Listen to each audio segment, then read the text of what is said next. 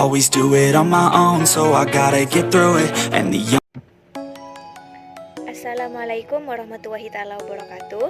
Nama saya Fahimatus Lisania, Program Studi Tadris Bahasa Indonesia kelas D, Institut Agama Islam Negeri Madura.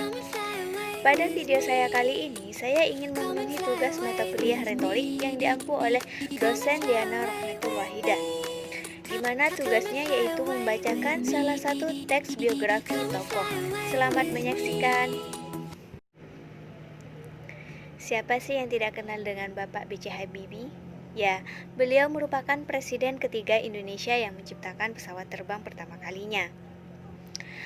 Baharudin Yusuf Habibie merupakan nama lengkap dari B.J. Habibie. Beliau lahir pada tanggal 25 Juni 1936, tepatnya di Kota Parepare, Sulawesi Selatan. Beliau merupakan anak keempat dari ke-8 bersaudara. Ayah beliau bernama Alwi Abdul Jalil Habibie yang merupakan seorang ahli pertanian dari Gorontalo. Sedangkan ibunya bernama Raden Ageng Tuti Marini yang merupakan salah satu spesialis mata dari Yogyakarta. B.J. Habibie tumbuh di lingkungan yang religius.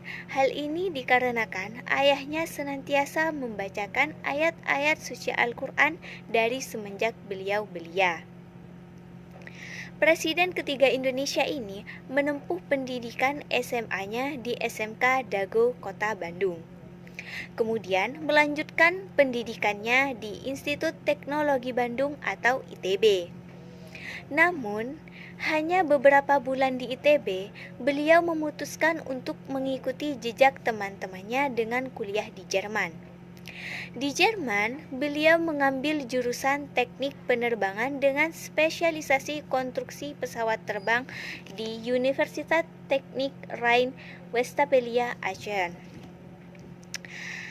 Pendidikan yang ditempuh beliau bukan merupakan pendidikan kursus kilat, melainkan pendidikan dengan sekolah bertahun-tahun disertai dengan kerja praktik. Oleh karena itu, ketika B.J. Habibie sampai di Jerman, beliau memutuskan bersungguh-sungguh dalam perantauan agar dapat membawa pulang kesuksesan untuk ibunya yang telah bersusah payah membiayai kuliah dan kehidupan sehari-harinya. Liburan musim panas di Jerman bukan liburan bagi B.J. Habibie. Ya, beliau menggunakan kesempatan emas itu untuk mengikuti ujian dan mencari uang yang digunakan untuk membeli buku. Berbeda dengan teman-temannya yang menggunakan waktu liburan untuk mencari pengalaman kerja dan uang tanpa mengikuti ujian. Kehidupan B.J. Habibie di perantauan semakin keras. Beliau harus berangkat pagi-pagi sekali dengan berjalan kaki menuju tempat pekerjaannya yang jauh untuk memenuhi kebutuhan hidupnya di Jerman. Kemudian pulang pada malam hari dan belajar untuk kuliahnya. Ya, memang sangat berliku. Akan tetapi mendapatkan hal yang manis di akhir hidupnya dengan pulang ke Indonesia, menciptakan pesawat terbang di Indonesia, kemudian menjadi Presiden Republik Indonesia, merupakan salah satu pencapaian yang teramat besar di hidupnya.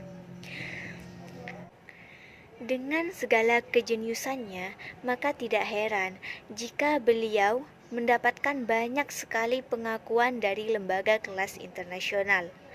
Kecerdasan B.J. Habibie sudah terbukti dengan adanya sebuah rumus yang bernama faktor Habibie, di mana rumus ini digunakan untuk menghitung keretakan pesawat dengan akurasi yang tinggi. Dalam hal ini, B.J. Habibie diberi julukan dengan Mr. Crack. Pada tahun 1967, B.J. Habibie mendapatkan gelar Profesor Kehormatan atau Guru Besar di Institut Teknologi Bandung. Bukan hanya itu, beliau juga mendapatkan penghargaan tertinggi yakni Ganesha Manggala di Institut Teknologi Bandung. Demikian video saya pada kali ini. Jangan lupa like, share, comment, and subscribe Tunggu video selanjutnya ya. Terima kasih. Assalamualaikum warahmatullahi wabarakatuh. When things are right, you just know there is something in your eyes that brings me home. 'Cause when there's